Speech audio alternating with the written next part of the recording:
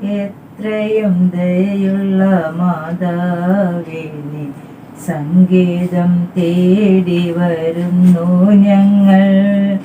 നെഞ്ചാരത്തോടിയണഞ്ഞവരെ നീ ഒരു നാളും കൈവിടില്ലല്ലോ തായേ, ഒരു നാളും കൈവിടില്ലല്ലോ തായേ.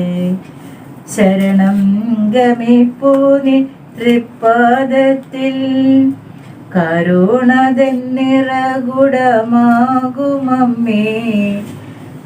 ശരണം ഗമിപ്പൂ നീ തൃപ്പാദത്തിൽ, കരുണതെന്നിറകുടമാകുമമ്മേ. കനിവോടെ ഇവരെ നീ കാക്കണമേ, കന്യകമാരുടെ റാണി നീയേ. എത്രയും ദയയുള്ള മാതാവേ നിൻ സങ്കേതം തേടി വരുന്നു ഞങ്ങൾ.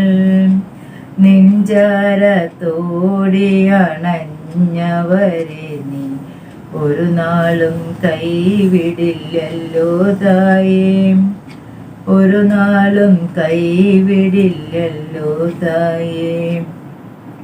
നെടുവീർപ്പും കണ്ണീരും കൈമുതലായി അലയുമീ പാപികൾ തനയരല്ലോ.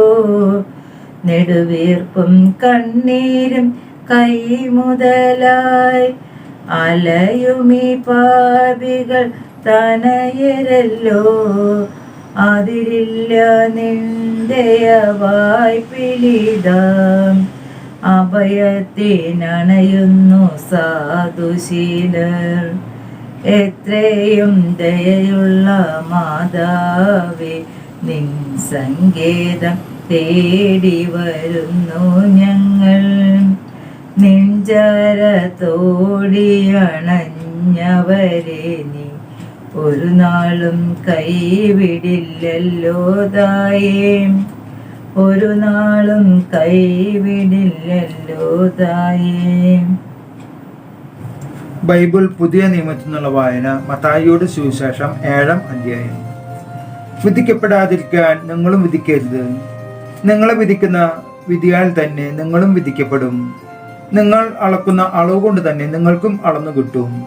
നീ സഹോദരന്റെ കണ്ണിൽ കരട് കാണുകയും നിന്റെ കണ്ണിൽ തടി കഷ്ണം ശ്രദ്ധിക്കാതിരിക്കുകയും ചെയ്യുന്നത് എന്തുകൊണ്ട്? അഥവാ നിന്റെ കണ്ണിൽ തടി കഷ്ണം ഇരിക്കെ സഹോദരനോട് ഞാൻ നിന്റെ കണ്ണിൽ നിന്ന് കരടെടുത്ത് കളയട്ടെ എന്ന് എങ്ങനെ പറയും?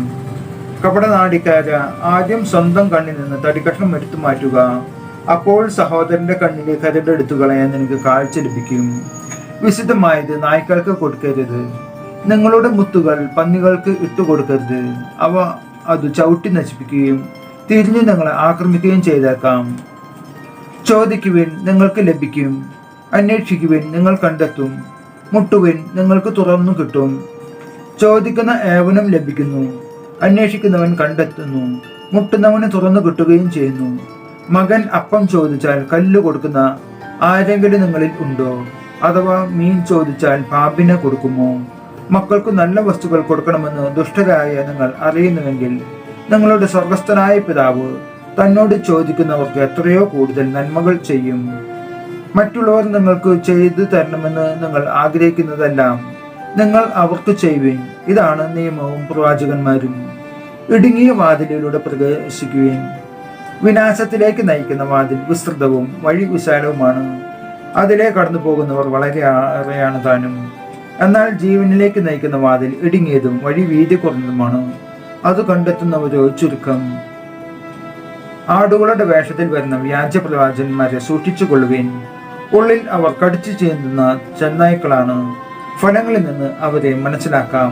മുൾച്ചെടിയിൽ നിന്ന് മുന്തിരിപ്പഴമോ ഞെരിഞ്ഞലിൽ നിന്ന് അത്തിപ്പഴമോ പറിക്കാറുണ്ടോ? നല്ല വൃക്ഷം നല്ല ഫലവും ചീത്ത വൃക്ഷം ചീത്ത ഫലവും നൽകുന്നു. നല്ല വൃക്ഷത്തിന് ചീത്ത ഫലങ്ങളോ ചീത്ത വൃക്ഷത്തിന് നല്ല ഫലങ്ങളോ പുറപ്പെടുവിക്കാൻ സാധിക്കുകയില്ല. നല്ല ഫലം കായ്ക്കാത്ത വൃക്ഷമെല്ലാം വെട്ടി തീയിലേർപ്പെടും. അവരുടെ ഫലങ്ങളിൽ നിന്ന് തന്നെ നിങ്ങൾ അവരെ അറിയും. നമ്മുടെ കർത്താവായ യേശു മിശിഹായ്ക്ക് സ്തുതി.